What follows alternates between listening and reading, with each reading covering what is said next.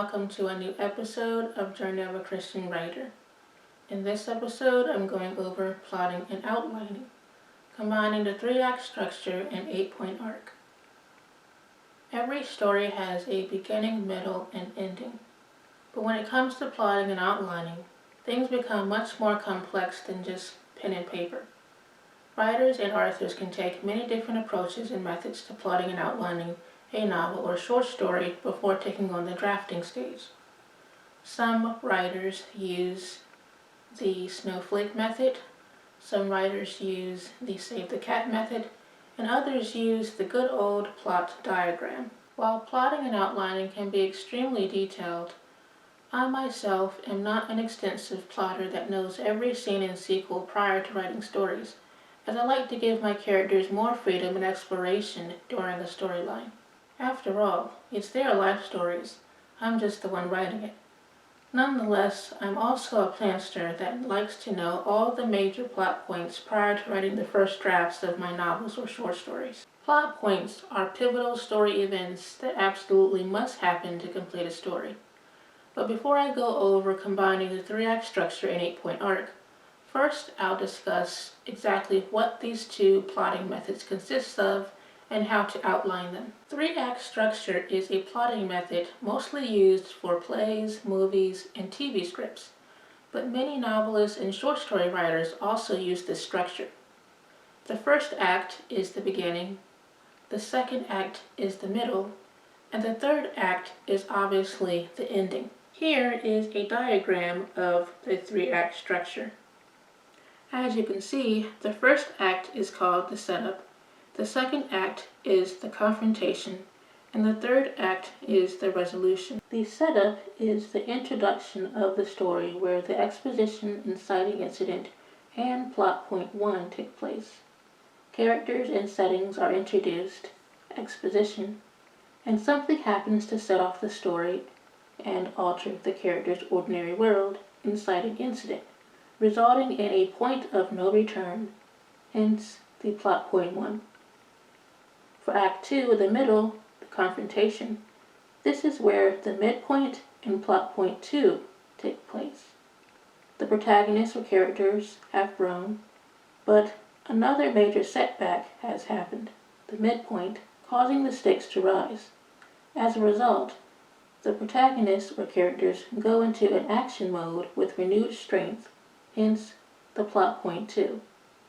And finally, in the third act, the resolution, this is where the climax and resolution take place.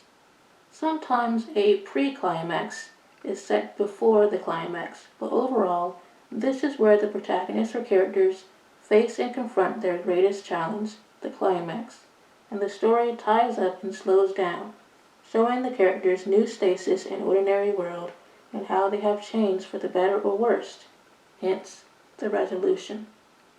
If you watch many movies, you can see that a lot of them go through the same process of the 3-act structure. The 8-point arc is a plotting method by PhD novelist Nigel Watts, which he talks about in his writing nonfiction book, Write a Novel and Get It Published. I'll have this book linked below if you're interested in checking it out. This plotting method is very precise and to the point, and includes 8 plot points that form a cohesive storyline. These plot points include the stasis, the trigger, the quest, the surprise, the critical choice, the climax, the reversal, and the resolution. The first plot point, the stasis, is where the exposition and the protagonist's ordinary world is introduced. This is the equilibrium of the protagonist before they are faced with story obstacles and complications. The second plot point, the trigger, is when an unexpected event or the inciting incident happens and interrupts the stasis, starting the story's main conflict. The third plot point, the trigger, is when the protagonist or characters actively pursues a goal or some kind of need as a result of the trigger.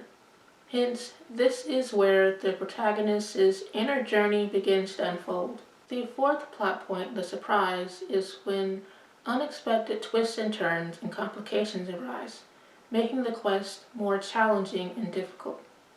It's important to also note that the surprise can be both positive or negative. The fifth plot point, critical choice, is when the protagonist is forced to make some kind of decision based on the surprise, which pushes them forward closer toward the climax. The sixth plot point, the climax, is the highest point of tension and conflict in the story, which results from the protagonist's critical choice. The seventh plot point, the reversal, is where the protagonist goes through an internal transformation and their situation changes significantly in the storyline. And finally, the eighth plot point, the resolution, is where the protagonist has reached a new normal or new stasis and the plot comes to a closure, ending with the reveal of how the protagonist or other characters have changed over the storyline. Now that I've gone over the 3-act structure at 8-point arc, how do writers actually combine these two? Well, it's simple, and just a matter of reorganizing the 3 acts. The Act 1, or setup, will include the stasis, trigger, and the quest.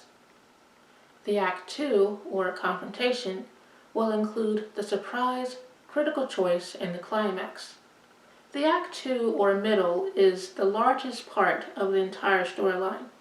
Because of this, writers can have as many surprises or critical choices before the actual climax to make up the confrontation.